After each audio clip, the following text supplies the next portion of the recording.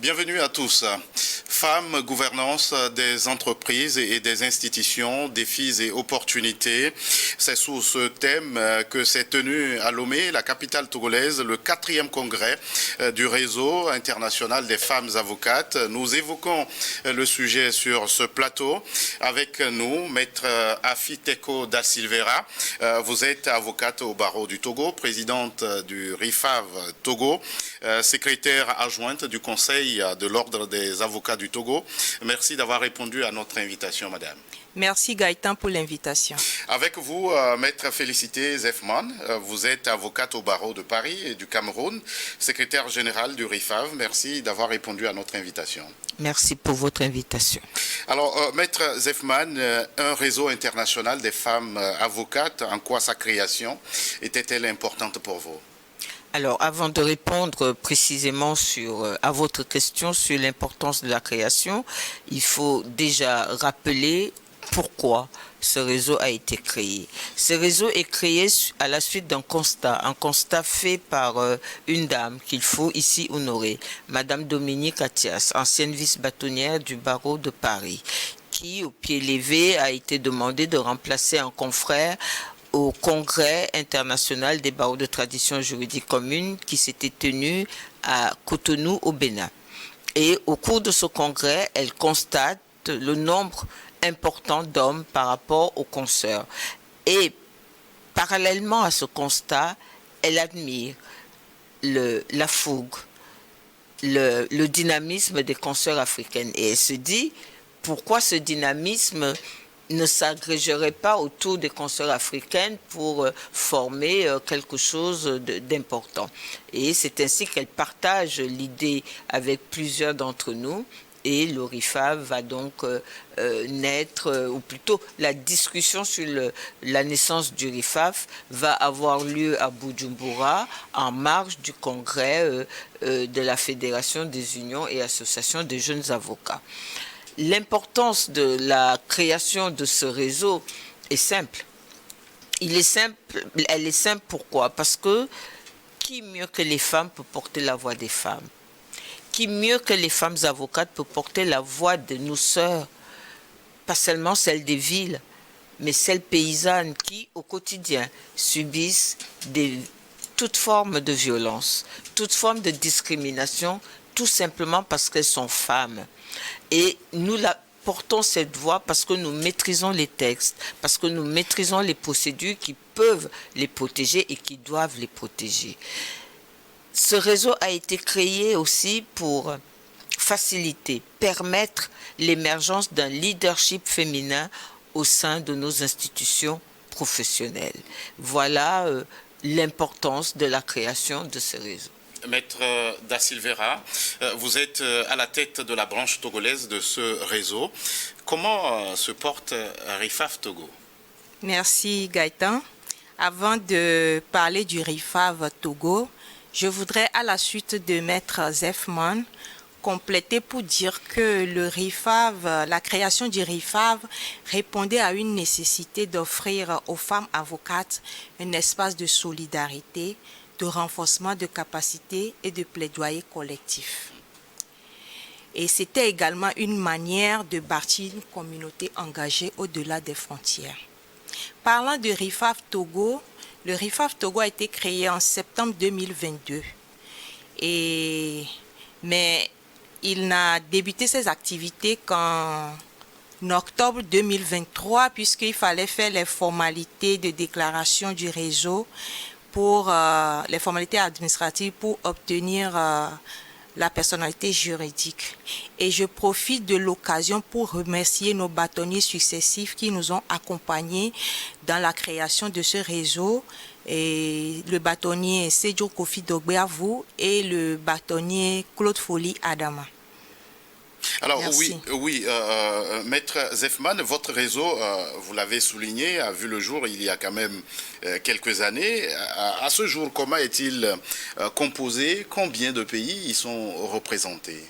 Alors, le réseau international des femmes avocates a une double structure. La structure internationale à laquelle Julienne et moi appartenons au regard de nos fonctions n'a pas de membres en tant que de membres physiques. Ces membres sont ce que nous appelons les représentations nationales, comme celle du Togo, comme celle du Burundi, comme celle du Congo, du Cameroun et d'autres pays. Pour l'heure, nous comptons 15 représentations nationales sur l'étendue des pays d'Afrique noire francophone et la France.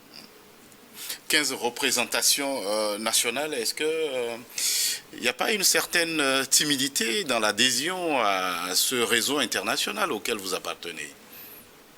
Non. Et quand on a créé le réseau, tout de suite, les avocats des barreaux nationaux se sont intéressés au réseau et les représentations nationales ont été créées. Mais j'avoue que, bon, pour l'adhésion de certains membres, il y a une hésitation. Puisque le réseau venait de naître, on ne sait pas trop qu'est-ce qu'on fait, est-ce que c'est affaire de femmes seulement, on va aller se chamailler là-bas. Donc, il y avait une hésitation, mais par la suite, surtout à la suite du deuxième congrès tenu à Yaoundé, et les consoeurs ont commencé par adhérer massivement au réseau. Et c'est la raison pour laquelle nous avons déjà 15 représentations nationales et il y a 2 pays qui frappent déjà à la porte du réseau. Merci.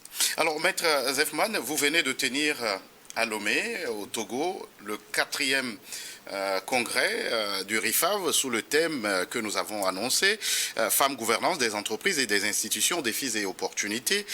Comment contextualisez-vous le choix d'un sujet comme celui-là?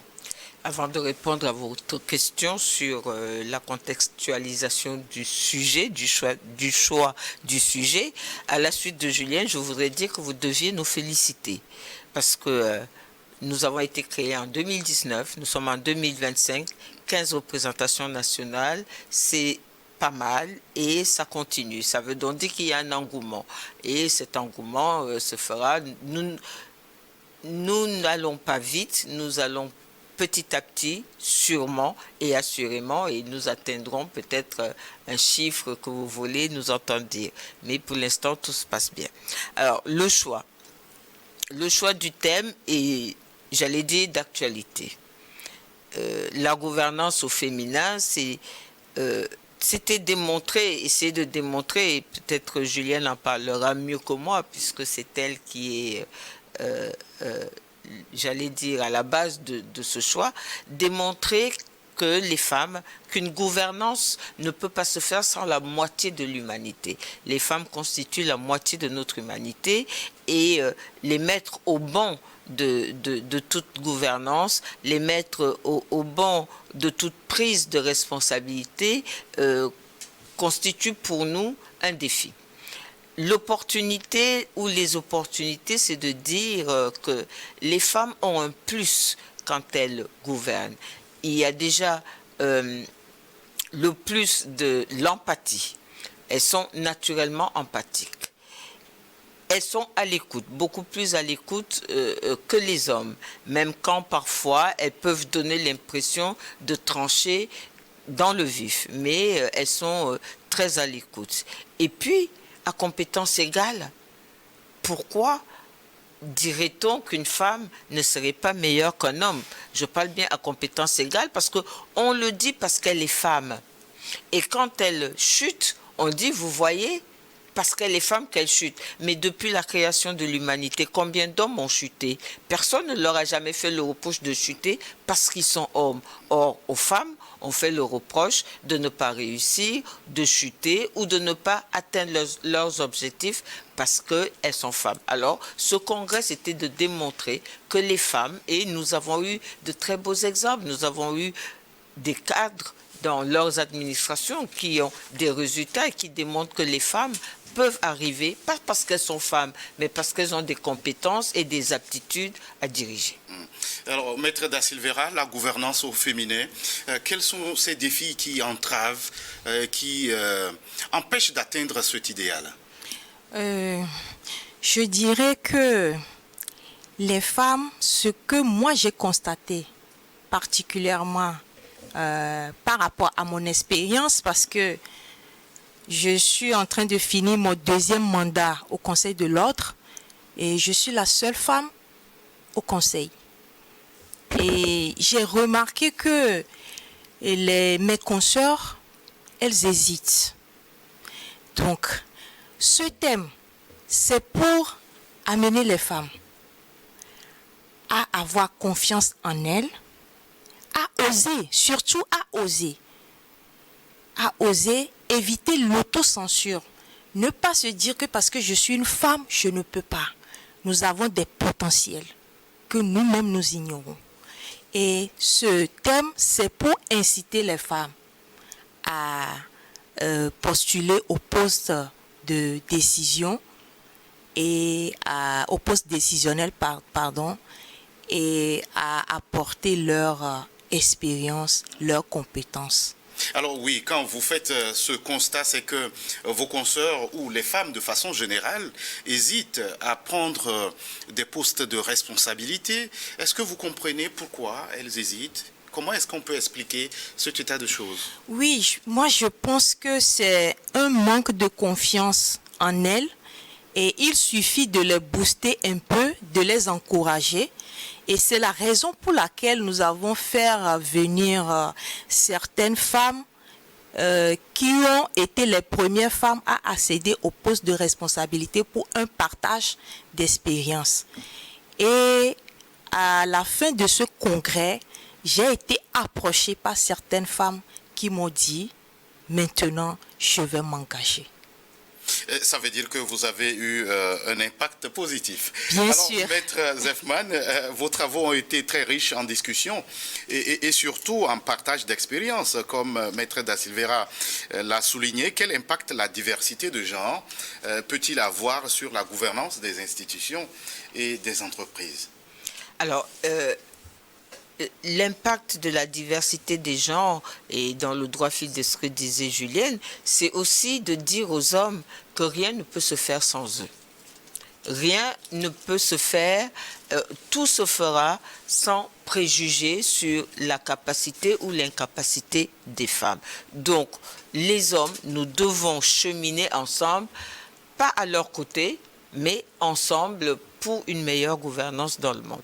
L'impact, comme le disait Julienne, c'était cette confiance. C'est d'oser, de dire aux femmes d'oser. Et je me rappelle qu'à la fin de l'exposé de Madame Naboufal, qui était notre keynote speaker, elle nous a demandé d'oser. Et moi, j'ai repris en disant que Voltaire disait que être avocat, c'est le plus bel état au monde. Et j'ai dit que nous, femmes, osons dire que être femme, c'est le plus bel état au monde. Oui, nous avons des capacités. Oui, nous avons des aptitudes. Mais ce qui nous manque, au risque de répéter ce que Julienne a dit, ce qui nous manque, c'est oser. C'est aller au-devant. Mais cela nous manque aussi parce qu'il y a cette pression paternaliste des sociétés dans lesquelles nous vivons. Il y a ce regard paternaliste qui nous dit, pour être une bonne femme, il ne faut pas trop parler. Il faut baisser les yeux devant un homme. Il faut savoir faire la cuisine. Non, nous sommes certes de bonnes femmes, mais nous avons des aptitudes, nous avons des capacités, nous avons foi en ce que nous sommes pour pouvoir prétendre à diriger, pour pouvoir prétendre à assurer un leadership, pour pouvoir prétendre à une gouvernance meilleure que celle qui a été faite aujourd'hui sans les femmes, mais pas contre les hommes. Maître Zefman, je vais vous amener à répondre à cette question que j'ai posée à Maître Da Silveira. Quels défis avez-vous explorés qui entravent justement l'ascension de la femme au sein de cette gouvernance? Alors, les défis, c'est d'abord des défis inhérents à la femme elle-même, aux femmes que nous sommes. Et Julienne l'a si bien dit, c'est nous avons peur d'oser parce que nous avons peur du regard des autres. Nous avons peur de la sanction des autres qui va dire, si j'échoue, que dira-t-on? Mais les hommes ont échoué, comme je l'ai dit. Personne ne les a jamais sanctionnés parce qu'ils ont échoué ou parce qu'ils ont échoué parce qu'ils sont femmes. Or, nous, les femmes, si on échoue, on dira, vous voyez, elle est femme, donc elle a échoué. C'est ce dépassement que nous devons avoir à nous. Nous devons nous affirmer en tant que femmes, mais pas seulement en tant que femme sur un point de vue sexué ou genré, mais en tant que femme qui possède des compétences, des aptitudes et qui veut apporter un changement positif. Maître Da Silveira, aujourd'hui, quand on parle de leadership féminin, on n'occulte pas l'entrepreneuriat féminin. Quel regard vous y portez? L'entrepreneuriat féminin est en pleine expansion. C'est un levier puissant d'autonomisation économique de la femme. Mais ce que j'ai remarqué, c'est que les femmes entrepreneurs ne sont pas, comment dirais-je, doivent encore être accompagnées plus que ce qu'on fait actuellement et surtout favoriser leur accès au financement. Oui, justement, l'accès au financement, c'est un problème qu'on rencontre quand on évoque l'entrepreneuriat de façon générale. Maître Zefman, est-ce que les femmes, le problème se pose beaucoup plus avec acuité au niveau des femmes entrepreneurs, ou bien il y a une politique de poids de mesure? Alors, dans la suite de Julienne, je dirais, avant de répondre à votre question, je dirais que nous sommes au Togo, pays par excellence de l'entrepreneuriat féminin avec les nanabins, qui ont montré de quoi sont capables les femmes, malgré le fait qu'elles n'étaient pas instruites, qu'elles n'avaient pas accès à la banque, mais elles se sont construites et elles ont développé des affaires. Évidemment, il y a deux poids, deux mesures. Il y a deux poids, deux mesures parce que les garanties qui sont demandées aux femmes par les banques sont en général possédées par leurs époux. Et donc, comment faire? Heureusement qu'aujourd'hui, toutes les banques, que ce soit la Banque mondiale ou FMI, les banques nationales, ont compris qu'il faut développer l'entrepreneuriat féminin parce que sans cet entrepreneuriat féminin, le tissu social peut se déliter.